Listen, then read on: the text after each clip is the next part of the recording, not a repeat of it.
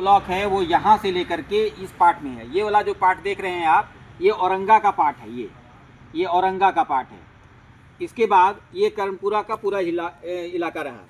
तो अभी क्या स्थिति है कि जब हम किसी भी कोल ब्लॉक के लूट की बात करते हैं, अभी हमारे जो साथी लड़ाई लड़ते हैं ना, वो छोटी छोटी चीज़ों में फंस जाते हैं। उनको ये समझ में नहीं आता कि हमें क्या लेना है, या संविधान क्या कह रहा है, हमारा कितना अधिकार है, ये नहीं समझ में आता है। उनको लगता है, या उनके जो कंपनी के जो दलाल आते हैं गांव में, अपने ही भाई भतीजे रहते हैं, कोई दूर के लोग नहीं रहते हैं, तो वो उनको सिखाते हैं कि कोयला है तो निकालेगा ही, और कोयला तुम्हारा नहीं है, कोयला किसका है? सरकार का है। ऐसा बोलता है, ऐसा ही बोलता है। ऐसा बोलता है। ये सबसे बड़ा झूठ है। कोयला सरकार का है, ये इससे बड़ा झूठ और कुछ नहीं है। उनको आप सुप्रीम कोर्ट के जजमेंट के बारे में उनको कोई पता ही नहीं है। सुप्रीम कोर्ट का एक जजमेंट आया था केरला के केस में, जिसमें सुप्रीम कोर्ट के जजमेंट में वो साफ लिख दिया गया है कि किसी भी खनिज का मालिक वही है जो ज़मीन का मालिक है। क्या आपको पता है ये फैसला? तो जब ये फैसला पता है, तब कोई कैसे कह देगा कि ज़मीन जो है सरकार का है, कोयला सरकार का है? अभी एक केस अभी आया है 13 तारीख को, जिसमें सरकार ने, केंद्र सरकार ने, मोदी सरकार ने क्या किया कि एक अमेंडमेंट किया, एक सुधार किया। क्या सुधार था? MMDR एक्ट है, mines mineral development regulation act 1957 का। उसमें 9A, 9B, 9C क्लॉज था। उसमें एक और क्लॉज घुसा दिया 9D। 9B और C क्या कहता है?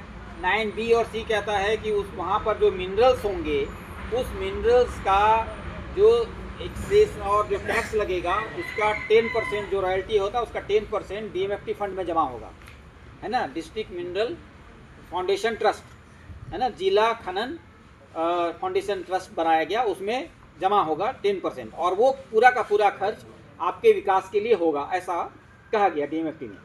फिर C जो कहता है, वो कहता है केंद्र सरकार के पास वो जमा होगा NMET में, नेशनल मिनरल एक्सप्लोरेशन ट्रस्ट, है ना, वो जमा होता है, NMET में जमा होता है।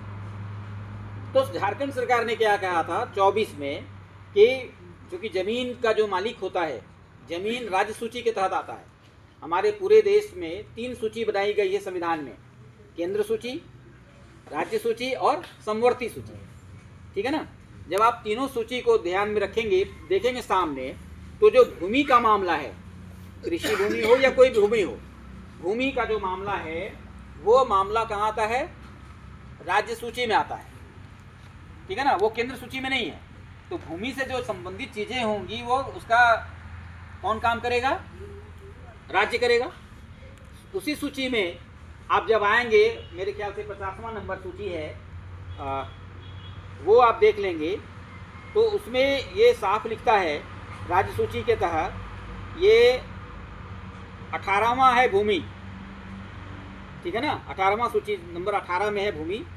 और 23 में जब आएंगे तो उसमें लिखता है कि संघ के नियंत्रण के अधीन विनियमन और विकास के संबंध में सूची 1 के उपबंधों के अधीन रहते हुए खानों का विनियमन और खनिज का विकास का काम भी राज्य को करना है, ठीक है? इसी में आगे आप आएंगे तो आता है 50वां, राज्य सूची में ही है।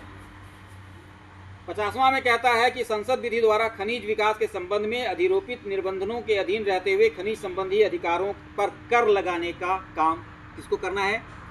राज्य को। इसी विषय को ध्यान में रखते हुए राज्य सरकार ने भूमि पर हर मिनरल पर अलग अलग टैक्स लगाया, और वो टैक्स लगाया 100 रुपया कोयले पर, ठीक है ना? वो हम आएंगे अभी बाद में कि कैसे लूट हुई है। तो 100 रुपया लगाया, और वो 100 रुपया कहा कि जितना भी मिनरल्स का आप करेंगे अलग अलग है, सोना पर, लोहा पर 100 रुपया है, कोयला पर 100 रुपया है, बॉक्साइट पर 80 रुपया है, ऐसे करके सभी पर टैक्स लगा हुआ है। इस टैक्स से उसको भी जो कानून बनाया, उसमें 5 विषय बनाया कि किस किस चीज़ पर हम खर्च करेंगे, है ना? जहाँ तहाँ नहीं खर्च करेंगे। तो पहला था कि भाई स्वास्थ्य, जो राज्य में जो हॉस्पिटल्स हैं, उसके डेवलपमेंट के लिए खर्च होगा शिक्षा जो राज्य सरकार की जो स्कूल कॉलेज हैं उस पर जो खर्च होगा, है ना, कृषि पर खर्च होगा, सड़कों जो राज्य सरकार की जो सड़कें हैं उस पर खर्च होगा।